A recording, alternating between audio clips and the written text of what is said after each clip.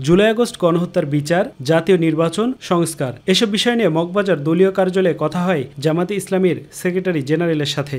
তবে নির্বাচনের তফসিল দিনক্ষণ যত এগিয়ে আসবে তত ইলেকশনের পোলারাইজেশন হবে, মেরুকরণ হবে। একক নাকি জোটবদ্ধ নির্বাচন সে ব্যাপারেও অবস্থান তুলে ধরেন জামাতের শীর্ষ এই নেতা।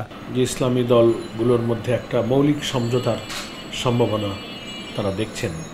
এছাড়াও অন্যান্য রাজনৈতিক দল ছোট বড় নতুন মিলে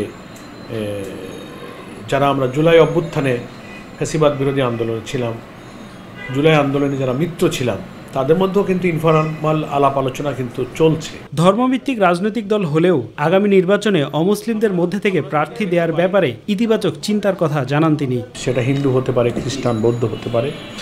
এ বিষয় নিয়েও এই প্রথমবারের মতো আমাদের পার্লামেন্টারি বোর্ডে আলোচনা হয়েছে।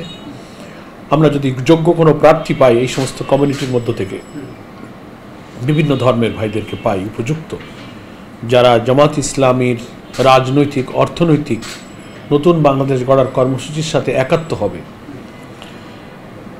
প্রয়োজন হলে আমরা উপযুক্ত প্রার্থী পেলে তাদেরকেও মনোনয়ন দিতে পারি।